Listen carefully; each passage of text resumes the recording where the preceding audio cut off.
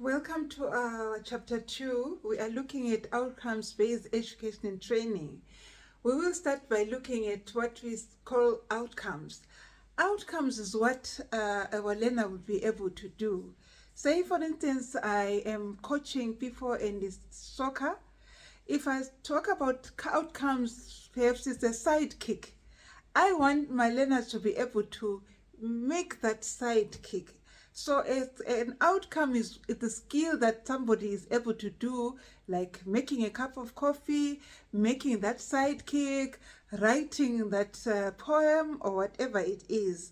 So normally what happens is that our outcomes, when we as assessor then look at the outcomes, one would have gone through the first phase, which is the learning. So whenever facilitators do facilitate, they facilitate so that our learners are able to do a particular outcome. When us assessors come through, we are also checking, are they able to actually show evidence that they're able to do that outcome. Think of any outcome according to your area of expertise and say, is my learner able to type 1, 2, 3? Is my learner able to fix a chair? Is my learner able to do this or do that? So it's all about your ability to do something. That is what we call an outcome. Now, for us to understand why it is necessary for us to know this, let's go back to our previous education system. For those that went through the traditional models of learning, I'm one of them. This is what used to happen. The traditional model of learning does not really care about you as a learner. They push what the curriculum wants. They will then make sure that when you write your examination, it's all curriculum driven. It's not about what you as a learner can do or not do. They don't really care much about that. It was all about the examination at the end of the day. Either you could do it or you were out of the system. And hence there was this whole bottleneck where only a few people seem to progress and go forward towards the top levels in education. So that was the traditional models for you. Even your own teacher then, your educator, they never really knew what to expect in an examination. They were just as clueless as you were. But we are so lucky with outcomes-based education and training, because even assessment, because we know what's going to come. We prepare our learners on what we're going to do. So hence it becomes much easier. And then they can actually internalize whatever we want them to learn. It's much easier to learn during outcome, based using this model. There are no surprises. Everybody's out there. It's transparent. You can actually know what it is and have your expectations right.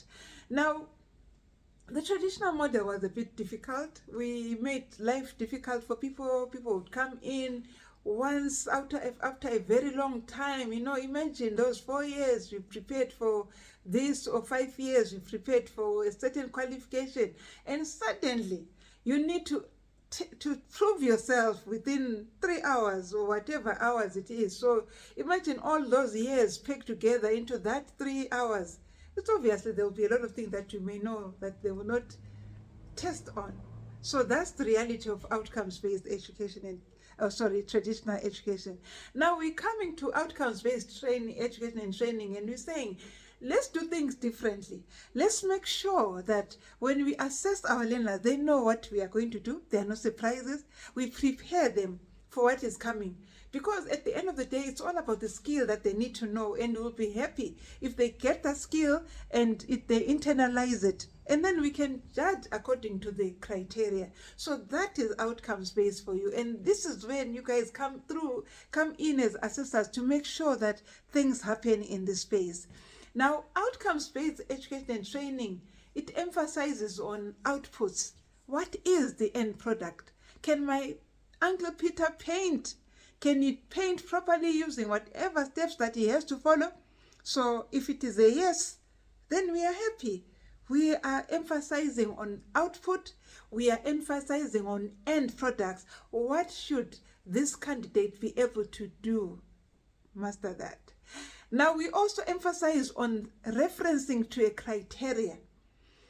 We spoke about unit standards. We are going to unpack it later. But we want the unit standard to set the criteria. If I say you are able to make a cup of coffee, I don't want anything except that you need to make that cup of coffee. I don't want you to know the different kinds of coffees in the world or other things.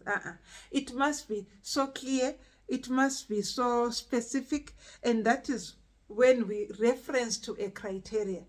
Another assessor must come and assess that candidate, and they'll still get the same conclusion. They'll most likely do that. Now, when we then reference to a criteria, we know. That is why in outcomes-based education and training, there is no number one like the traditional approach, where there would be learner number 1, learner number 20. In this case, we are all winners because we have been judged according to a set criteria, which makes it easy for us to say, this one is competent in this criteria, this one is competent in this criteria. No numbers, no comparing of people according to the capability. No, we don't do that. We only judge according to a criteria. So please take note of that. Our assessments are continuous. We don't wait for the last minute to say, so and so, can you do this now? 3 hours, can you prove yourself what you've been doing for the past 5 years? We don't do that. So we continuously assess our learners so that we are able to check, are they doing well or not so well? What is it that we can do? So the formative assessment would come in this instance where somebody is prepared for the summative activities, and that builds up to the final assessment, that the final judgment that we'll put at the end. So we do have our formative during the course. We also then have our summative at the end. So that is how it is. We also have what you call continuous assessment. We don't wait until the last minute and then we say to someone, let's see, what is it that you can do? We don't want to catch anybody. So we make sure that our assessments are actually continuous. You see, as we do and we design our assessment activities, how we put into play such things.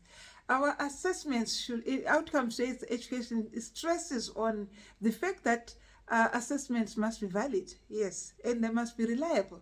So in other words, you need to make sure that whatever you demand from the candidates, it must really be valid, it must be reliable. Assessment instruments or activities that you use should really be good. And at this point, I want to emphasize that there is a lot of terminology in this course.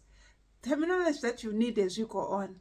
You need to know fully what is assessment, what is the national qualifications. When we talk about competence, what are we talking about? Please look at the table, check through the list of terminology there, familiarize yourself, and then we continue because it's going to change from now on.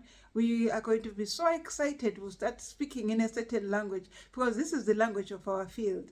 And as you do that, also check with the different types of education systems that we have. Check South African Qualifications Authority. What are they doing? What is their role? Check through the Quality Council of Trades and Occupations. What is their role? We hear they are the future.